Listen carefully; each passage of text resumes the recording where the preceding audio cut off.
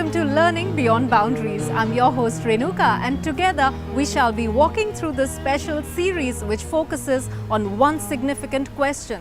Is today's education making our children ready to face the future? Today the world has grown smaller and more connected.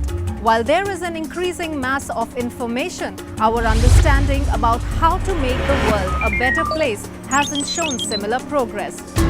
Approach in the education will have to be holistic. There is no alternative to holistic education. Today, holistic education means to creating a good human being. Consequently, never before has education been as important as it is now. Education is our key to successfully face future challenges because it's about empowering the next generation.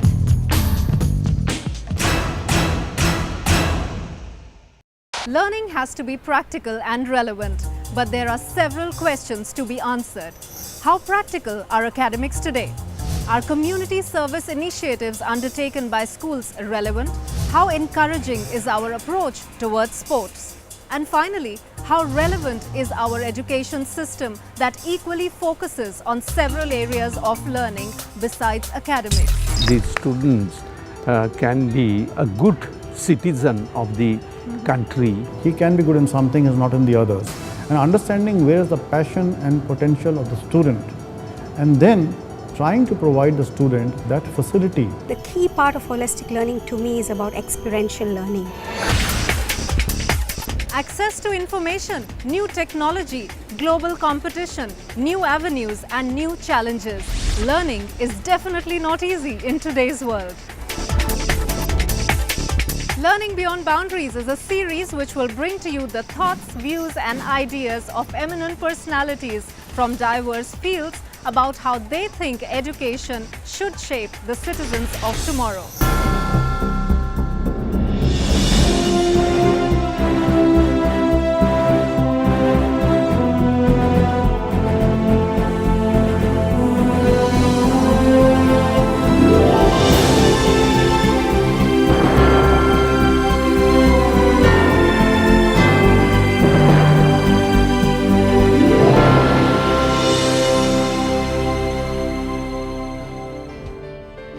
Our first episode today is about holistic education.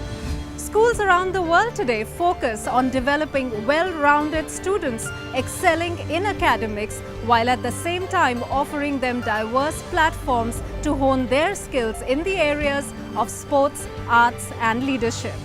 Is there an alternative to holistic education? Let's ask our first guest on the show, that's Mr. Aftab Seth, who has served as the Indian ambassador to several countries including Greece, Pakistan, Vietnam and Japan.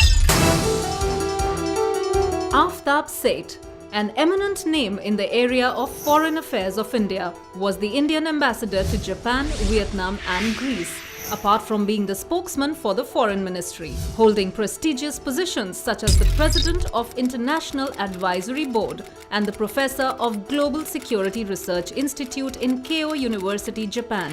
Aftab Seth has been at the helm as the Administrative Director of Japan-India Partnership Forum, a member of Japan-India ICT Growth Strategy Committee of Ministry of Internal Affairs and Communication. He has authored 3 books including How Much Weight Can an Elephant Lose in 2002, which won the Mahatma Gandhi Martin Luther King Daisaku Ikeda Award.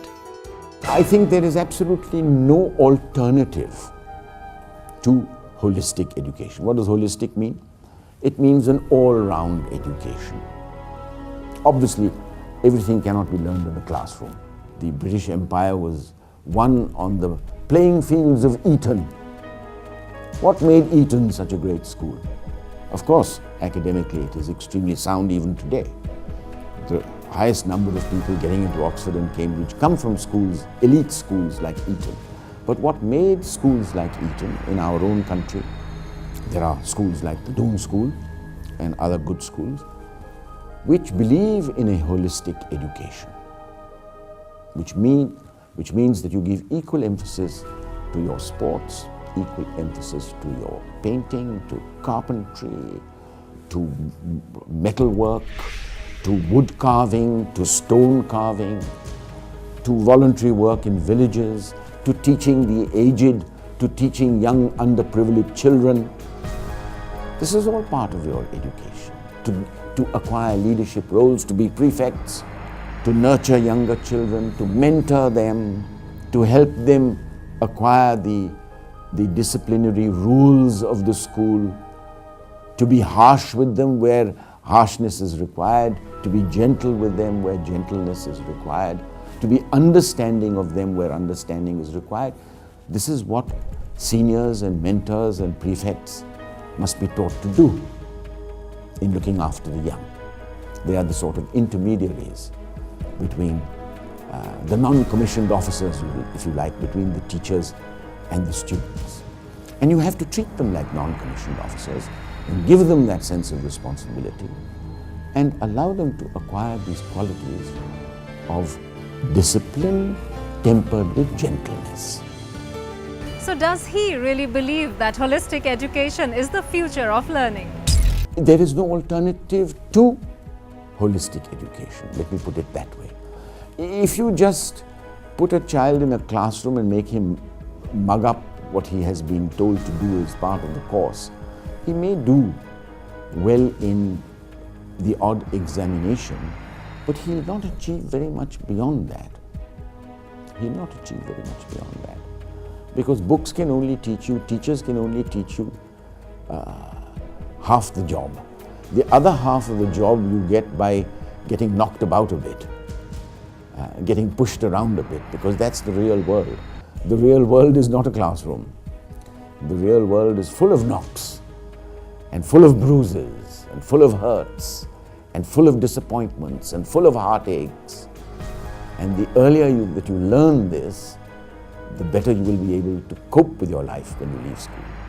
That was Mr. Aftab Seth expressing his views on holistic education. And now on our show we have Justice C.S. Dharmadhikari, a celebrated legal luminary who is well known for his several landmark judgments in various significant issues, a follower of Gandhi's universal values and a passionate educationist.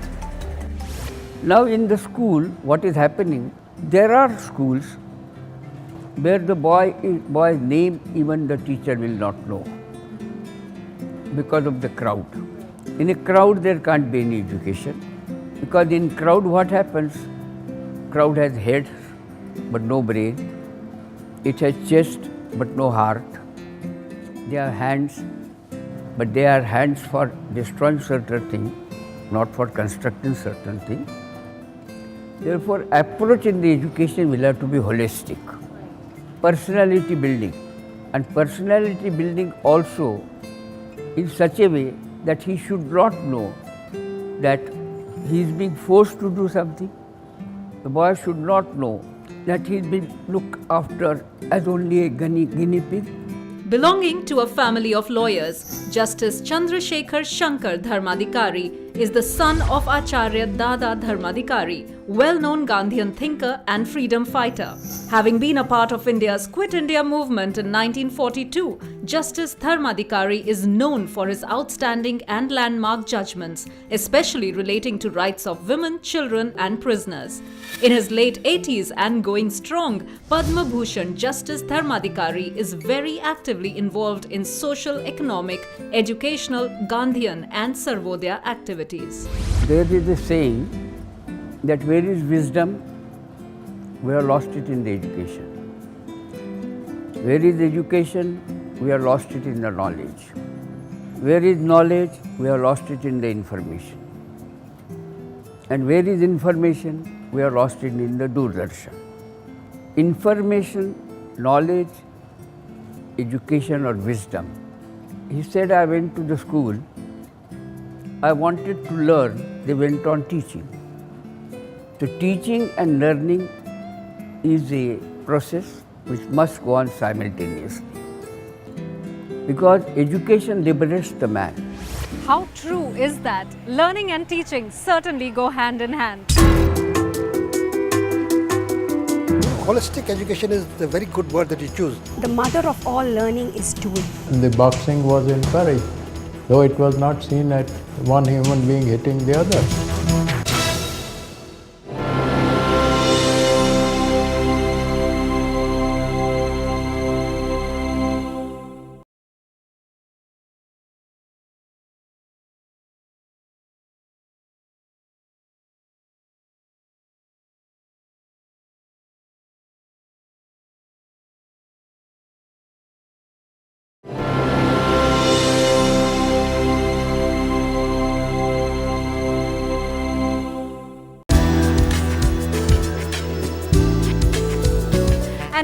time for us to meet our next guest on the show, an eminent environmentalist, Ms. Kirtida Mekani, who truly believes that the mother of all learning is in doing. A committed environmentalist to social, green and brown issues, Kirtida dedicates a significant portion of her time towards the issues of art, youth education and environment as nodes of involvement in cross-sectorial scapes.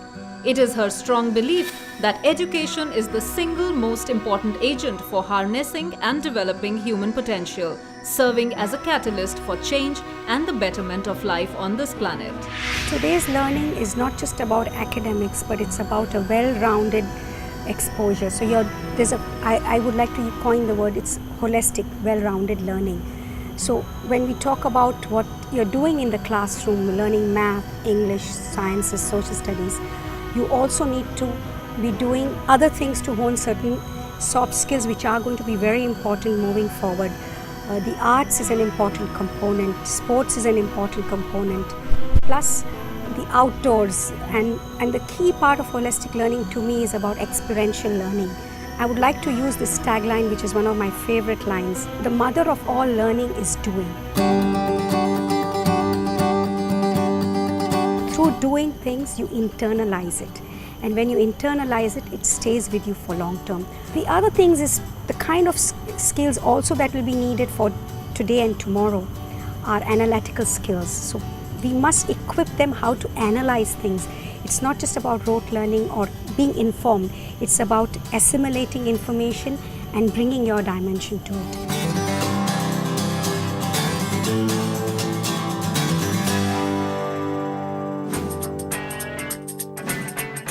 Mr. F.C. Kohli received the Padma Bhushan for his path-breaking initiative in revolutionizing the power engineering and software engineering in India.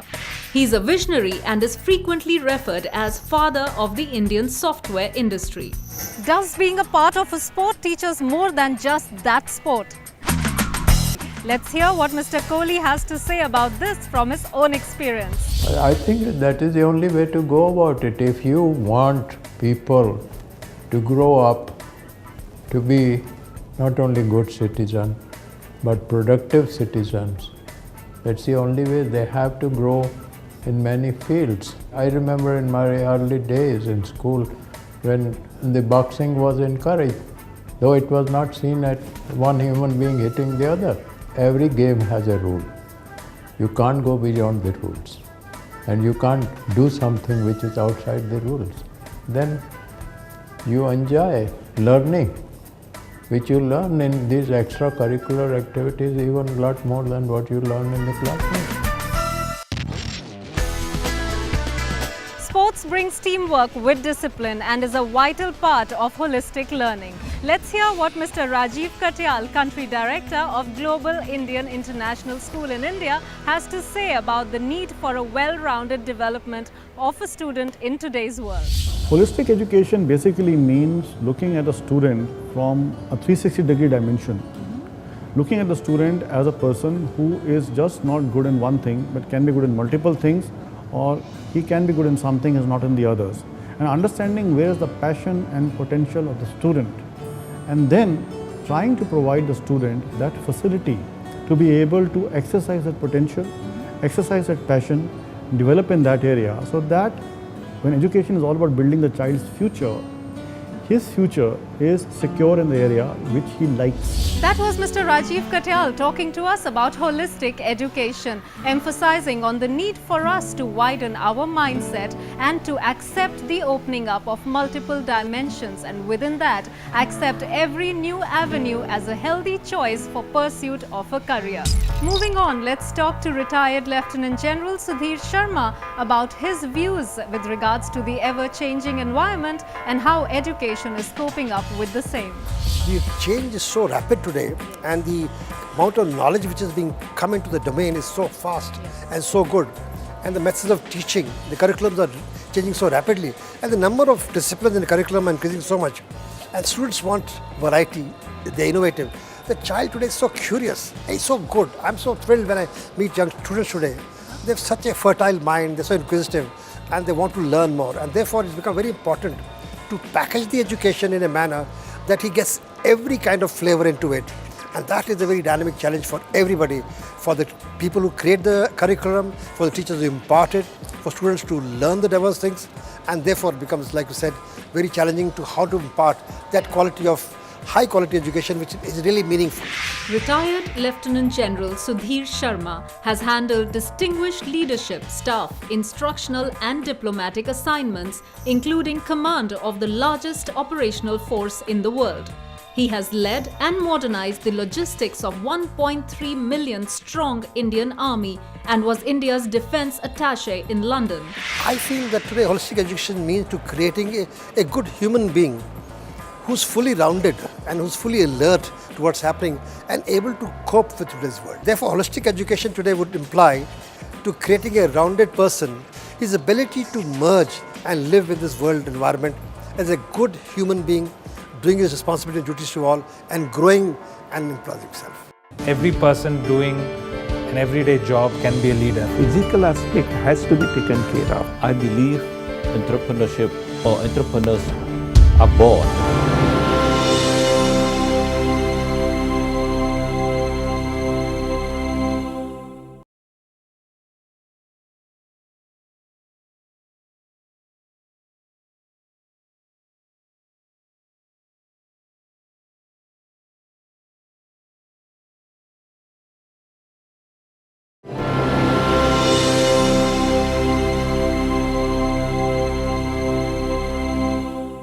Holistic education is the very good word that you choose. I feel that today holistic education means to creating a good human being. With a strong viewpoint from retired Lieutenant General Sudhir Sharma on 360-degree personality development being the need of the hour, let's now talk to Mr. Chandu Borde, a renowned name in the field of Indian cricket, and ask him what his views are about nurturing the citizens of tomorrow.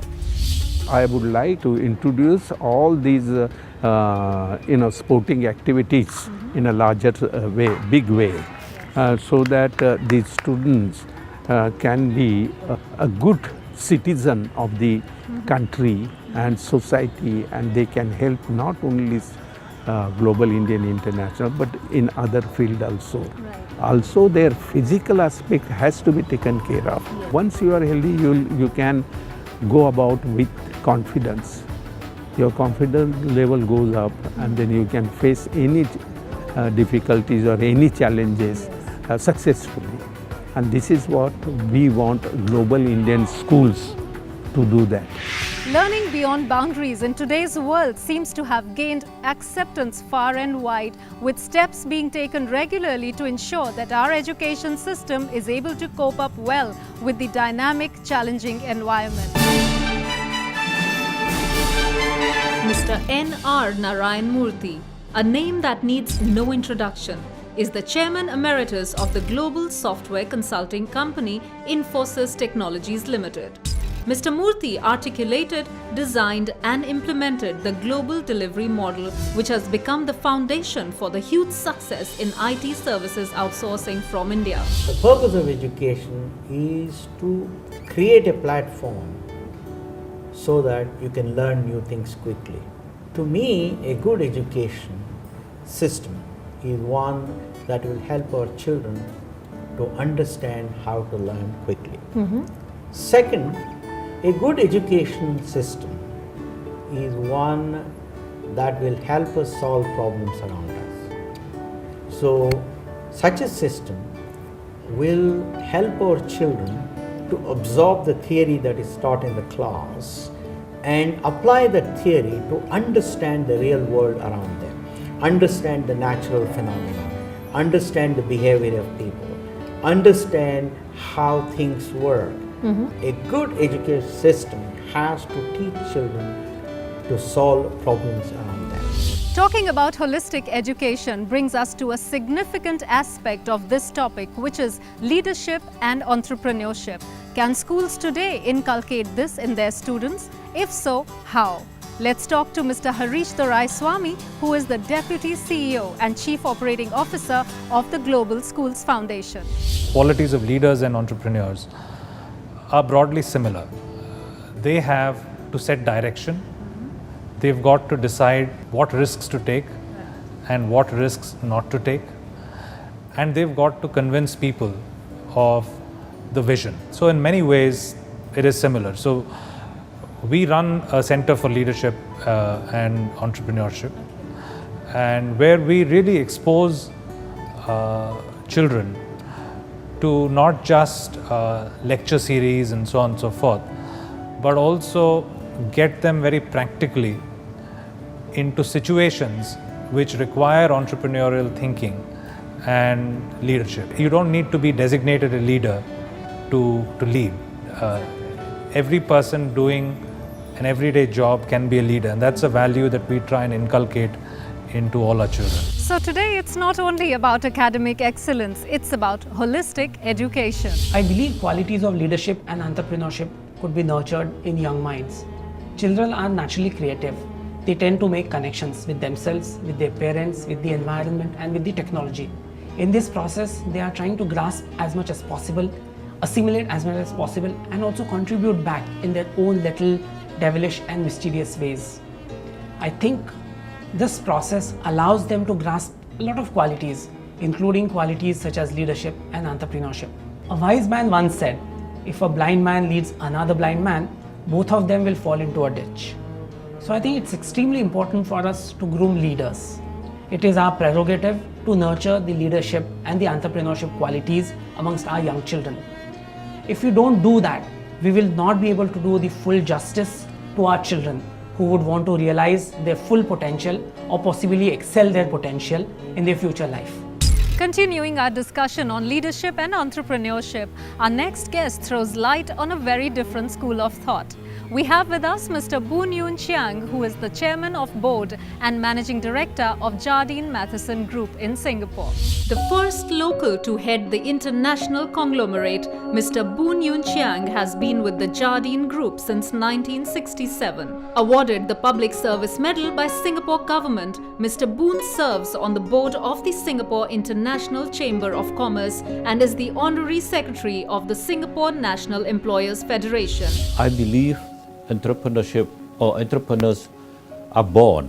The gift to be able to seize opportunities and to be aware of what opportunities are in the marketplace or wherever there is.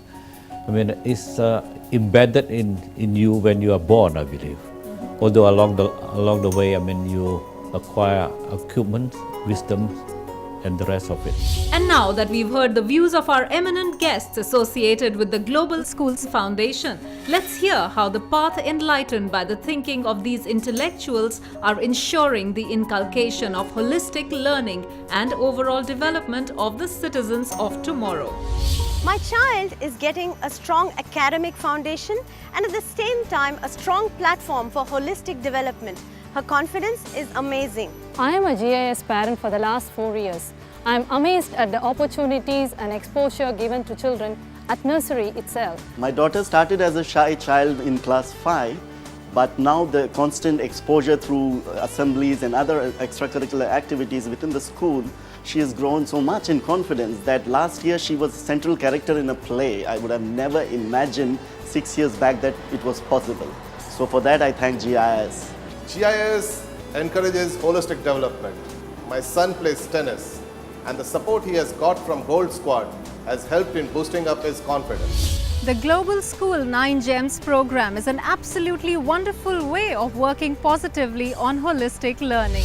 My school GIS has given me many opportunities, from being part of a gold-winning basketball team to participating in various debating competitions. I have a great passion for dance and academics, and GIS has helped me explore my talent in Bharatanatyam. I play tabla in the school orchestra, and we recently performed at the Indian High Commission in Singapore. I have been in GIS since kindergarten, and the school has played a great role in molding my personality with talents in Bharatanatyam, debate and academics. Everything that I am because of Global Indian International School. I've been in the school since the 2nd grade. Along with my commitment to academics, I have been able to take part in several different competitions which have helped shape my abilities. and I have been able to excel at them. With these opportunities, not only have I managed to win many medals and trophies, I've also managed to balance my studies and my love for sports. I was recently part of the school team which took part in the Asian Basketball Tournament, which had teams participating from different countries. I have won prizes in inter-school debate competitions and have also been able to take part in competitions ranging from video editing to science competitions. I have participated in various inter-school and national level dance competitions and have won prizes in the same. I am proud to be a part of GIS. This has not only helped to build my personality but also inbuilt characteristics like collaboration and teamwork, thus giving me a tremendous amount of confidence to face the upcoming challenges of my life. I can genuinely say that I am proud to be a global citizen. For me, basketball became a mode of socializing with different people, and I'm very proud to say that I'm a part of the GIS basketball team. I have found that perfect balance between academics and activities thanks to GIS. That brings us to the end of our first episode in the series of Learning Beyond Boundaries. We hope you not only enjoyed watching this show, but you also found it thought-provoking and involving. Our next episode will focus on what makes a global student. Till we meet again, it's goodbye from the team of Learning Beyond Boundaries.